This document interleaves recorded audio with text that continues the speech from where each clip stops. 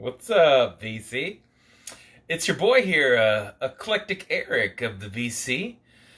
Here to talk to you about a random pickup I had. I went to, I guess it started off with, this past, week. I'm a chef. If you guys watch, I think you might know. But, any hoozles. I was the, Saturday lunch guy, so I was the first one out.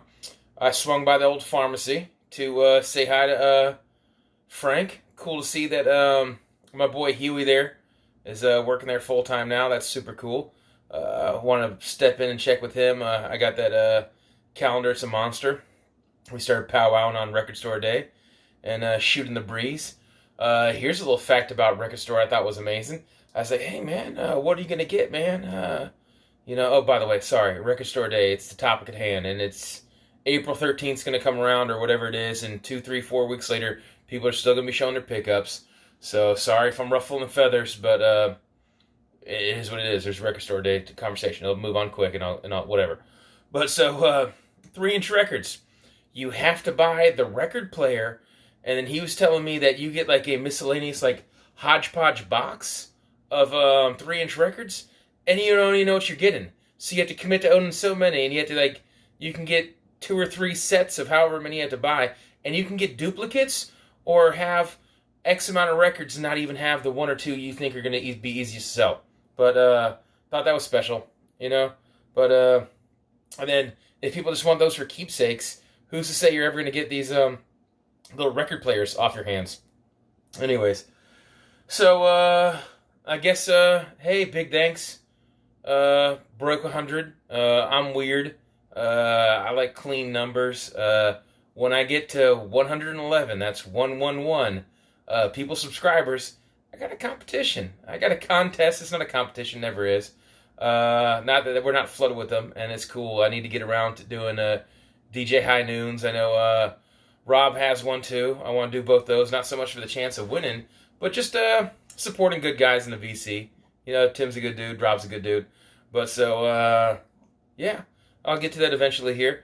Sooner or later, I'm going to break that 111 or hit that 111. That's my goal. And hey, anyone who tuned in for that last 45-minute long nonsense, so I barely talked about music, my boy Dustin, who's training for a marathon, has a couple drinks, and he's buzzy. That was fun. Next day we hang out. It's workout day. And he's a little bit more comfortable on the camera, and we just spieled on. Next day I went to a different record store after the one I showed, right? From the one I showed, and I ended up buying too much stuff again, and so Dustin came over, and I was like, hey man, I was going to kind of talk about this. He's like, I'll hang out, and we drank some beers, and some whiskey was opened, and it was nonsense, and it went for like an hour, and it was actually kind of fun. I think people might enjoy it. I hate to go on that long, but it is what it is. But what's so priceless is it just cut off mid-sentence at like 43 minutes and change, and then proceeds to keep on filming for an additional 15 minutes. So I think I'm going to Quentin Tarantino it, and I'm just going to show right where it kicks in for like the last couple. I have all my gems, and I finish with like dollar fines, and that's where the video just magically starts. Mid-sentence, I'm like, Melinda Murphy, and then I show a couple dollar fines, and then tell some jokes that, they're offensive, they're inappropriate. They'd be racist if you're sensitive and you didn't know me. And that all walks of life walk through my house. But, yeah, I'm not here to cater to the sensitive. I'm here to cater to those who don't have hang-ups and like to josh a little bit, like to rib each other. Or as the Italians say, bust a little balls, I've been known to bust balls.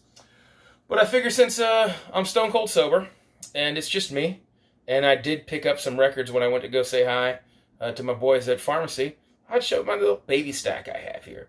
It's not much, and I'll try to keep it at or around 20 minutes, because I think that's more desirable for the viewers. And so I guess the drink of the night is lemon lime. Non-alcoholic, sugar-free.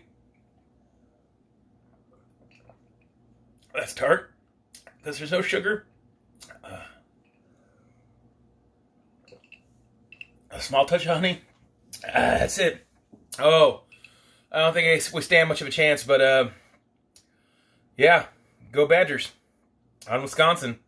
It's March Madness. If you guys like basketball, hey, am I the only sports guy in the vinyl community?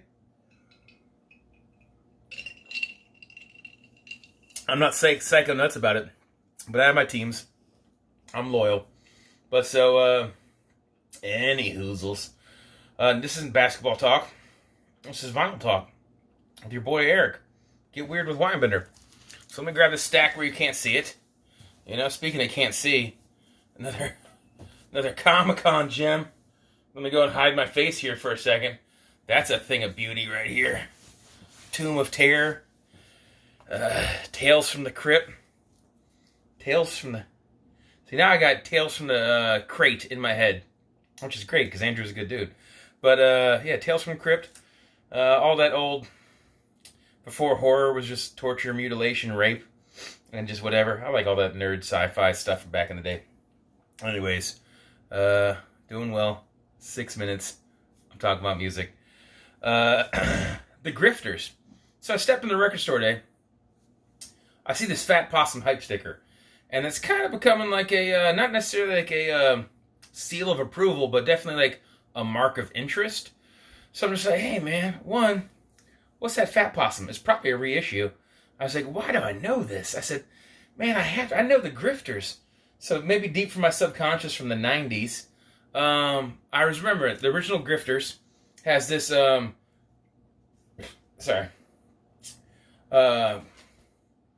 Crapping You Negative. Speaking of negative, I'm reading this in negative or reverse. You can't fix it on your phone. Hopefully this is showing right. Vinyl douche help me. Technology's the best. But no, the original one, which would have been on Shangri-La. I know they bounced back for a couple different companies. They were on Sun Pop. This would have been like 94, I think, on like Shangri-La. And it had like hell in the background with these words underneath it. And then this Halloween costume looking devil had like hell, fire, and brimstone in the background. But they formed in the late 80s. I want to say this album would have probably been like their third in like 94. This is a Fat Possum repress. I think 2016. Yeah, it says 2016 here. Okay, wow. Hey, sweet. I was right. But, anyways, the song I really like out here is excuse me. That is tart. I'm choking on a lemon lime here. I lost my ability to speak. Not that I do it that well, anyways. But get out of that spaceship and fight like a man. I think that's pretty dope. Junkie Blood, Cinnamon, Rats. I don't know if that's what their push would have been. I don't think these people really ever had hits back in the day. But if it shows clearly, let me hide my face. It'll actually zoom in for a second. Hopefully it shows up well. But yeah, the Grifters. Indie alternative from the 90s. But the band's originally from Memphis. So some of that kind of Memphis guitar, I wouldn't say like Memphis blues. But some of that just kind of like, pardon me, let me go ahead and do this here. Yeah, no editing. Here we go. One and done. Off the cuff. But yeah, so that just the time frame what it is. I want to say this is 94, like their third album.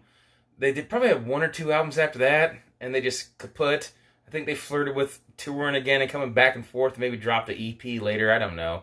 But, yeah, they never really had hits, and then you can kind of hear that Memphis influence on the guitar, and of course, it's the grunge scene, you hear a little bit of that grunginess too, but, yeah, man, it's from deep in my mind from the 90s, and I said, let me check this. I listened to a little bit of my phone, looking forward to dropping a needle on that, especially when it's still in the shrink with the hype sticker split in flawless condition. Hey, thanks for whoever paid for it first. It's like getting a used car with 200 miles on it. But anyways, right after that, I'm going to pull this off. Quicksilver.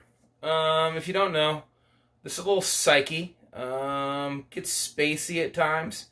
It's not full blown out there, but Quicksilver Messenger Service. I want to say it was their first, is their full name. And then their first debut album, if I'm not mistaken. They probably formed in the mid-60s, 65 or 66. And they started dropping albums rapid fire in like 67, 68. I want to say in 70, I don't know if it was the second or the first album 70, but I want to say in 70 they dropped two albums. This is a pretty cool gatefold. Looks like the psychedelic ocean wave inside of a shark's mouth with a garden in it. That's some weirdness. But, yeah. Quicksilver, they pushed in the 80s. after I think disbanded and they come back together. They had this crazy lineup. I forget what the guy's name was. That it was like, kind of like Richie Blackmore's Rainbow. I forget whoever it is in the band, that it was such and such Quicksilver in the 80s, well past their heyday. But man, I want to say for as many albums as they dropped in the late 60s to early 70s, that I think they had one gold album amongst all that. And then probably 3, maybe 4 top 100 hits. Never broke the top 40. And then the namesake of this year, What About Me, would also be their only hit off of this, which I want to say spent like 1 or 2 weeks at like 99 or 100 on the charts. But a little psych. Not too way out there. But worth checking out if that's your type of thing. And I don't show labels too often, but I figure I'd pull this one out just because you don't see that Capitol all the time with that kind of 60s avocado green offset by the purple. But anyways, let me go and flip these around, stay in the same vein here. White Witch. This is psychedelic. I mean, they kind of call it like psychedelic acid rock. I don't think it gets too acidy. It doesn't get too out there. In fact, at times it kind of almost has like a off-Broadway musical tour and act, kind of like they're trying to sound like Hair when everyone's singing at one time. They have like sometimes they're kind of sun poppy, and they're kind of not sun pop like 90s, but sunshine psychedelic pop. They have a couple like 1 minute to 2 minute songs that go by quick, and then they have like a proto-prog song called "Don't Close Your Mind" that's 7 minutes long, that you think at some point it's going to get more out there, and it doesn't.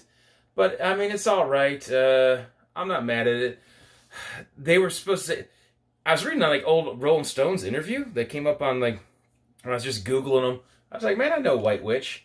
I know a couple of these songs here. Let me check this out. The price is right. I like having a little psych weirdness. Worst case scenario, ends up as trade fodder to someone in the future. But I think that I'm going to keep this just for the sake of a conversation and occasional spins. I'll actually spin the needle on this, especially if somebody wants to hear it when they come and visit.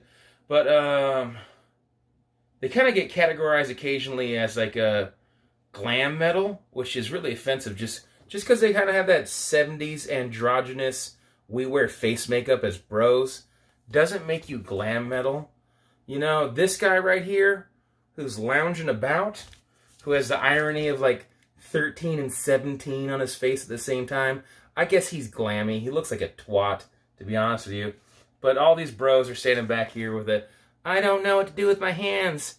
This guy right here, you can see the look on his face. He just knows that, man, I'm the only guy who realizes we're not that cool. This dude right there is kind of standing like one of those, now everyone's determined it's racist, I'm holding a lantern yard ornament statues. It doesn't even matter if the guy's white or black.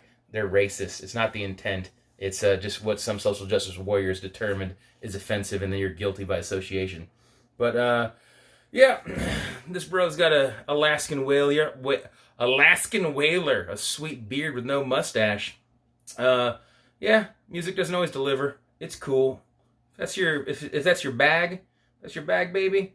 Check them out. It might fall into something you like, but I don't know. They were more appearance and substance at points.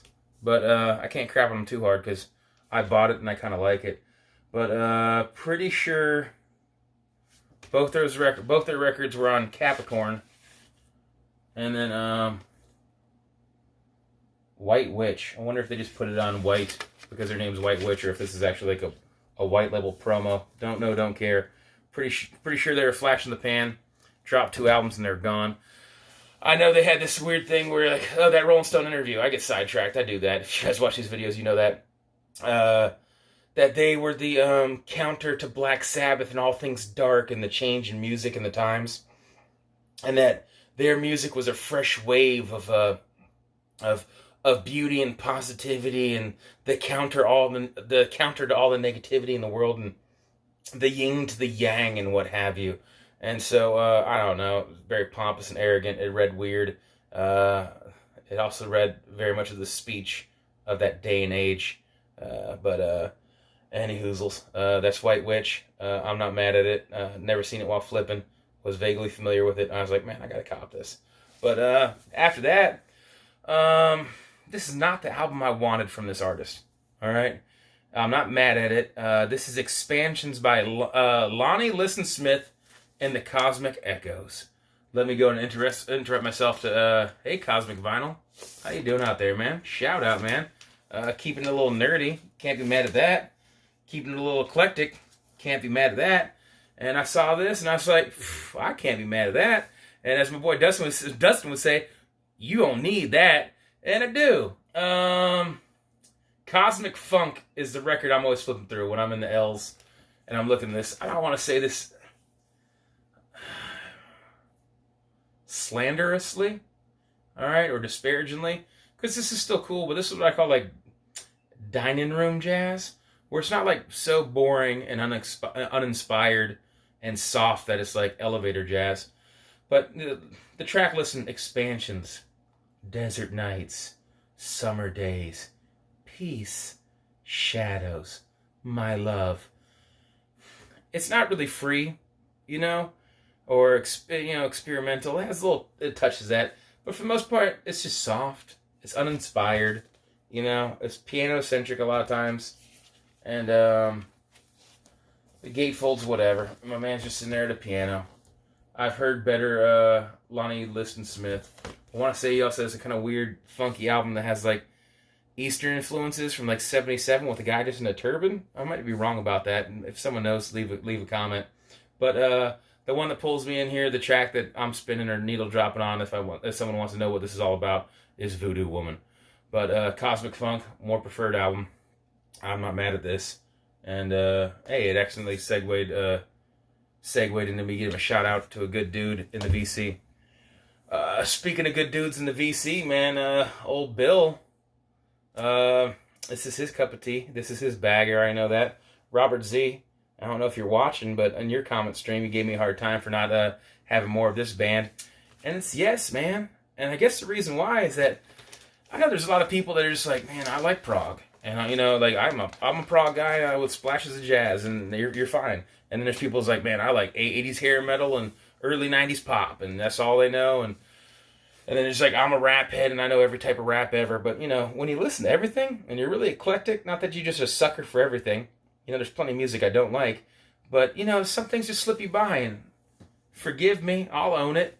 I need more Yes in my life. And so, some people are just gung-ho on Yes, and they can't do wrong. And everything Yes ever did is amazing. The bottom of this is just split out. It's a clean, just glue break, though, so I can glue that. But let me hold this so I don't drop it. It's kind of a boring but brilliant album cover. I like the simplicity of it. That gradient green kind of reminds me of like the custom paint jobs that came from the factory on the mid-90s. GMC, like 1500s with a sidestep. They're V8s. But anyways, I always relate things to cars. But everyone that tells me if they're gung-ho on Yes, then they say everything. And then there's some people that are like prog nuts. They're just like 74 and earlier. And so this is 72. I don't know what year it is, but if you see me talk about this in previous videos, every time I go to pharmacy, will it zoom in? I gotta hide my face. You see that? Right there. Whoever's doing this, there's a whole slew of records that are there from a collection that are all marked like 1980, 1981. So I know this pressing's at least at 80 or older. I don't know what pressing this would have been. But anyways, I got Fragile. I had to amend that. So I grabbed Yes. I don't have to talk about it too much. It's standard operating procedure for music people to like Yes. And since it's the gatefold, before I put it away without having to talk about it too much because it's obvious, there's the interior gatefold. But that's that. And then this wasn't planned, but I just grabbed a stack of records and said, hey, I'm gonna sit on this unmade bed before I crash and go to sleep. And then I was looking over. Mazzy had a contest that I didn't succeed at. And I was looking through all my records and flipping and trying to find duplicate artists and failed. And there was one band that I just was sure. I was sure that they have to be pretty much all the same photographer, and I was wrong. And I learned two tidbits. One, the debut album, which I don't own. Oh man, I want to say it's called Pain. It kind of has a semi-weird bondage vibe to it with a lady who's shaved bald, a beautiful African-American lady who's shaved bald. And I read and learned, Mazzy, thank you. Helped me learn, even though I failed and didn't do your competition. I doubt you're watching this. I don't think I'm your cup of tea, which is fine. But anyways, the same artist that did some of their photography also did that was Jim Morrison, kind of a poet, the black and whites where he's shirtless and just look at me, But not crapping on Jim Morrison. I'm just, as a guy who's about to turn 36, when you're a teenager in the late 90s, early 2000s, you couldn't fool around with a girl in her bedroom without having to stare at Jim Morrison while getting a hand job. Pardon me for being vulgar, but yeah, that's what I think of. Anyways, same artist. Shot for this band right here. It's Ohio Players. And if you don't listen to the little soul funk, what they're most known for is Love Roller Coaster, the Beavis and Butthead Do America soundtrack. Red Hot Chili Peppers covered it, and so they're famous for that. But yeah, the artists didn't all link up. So, anyways, here's. By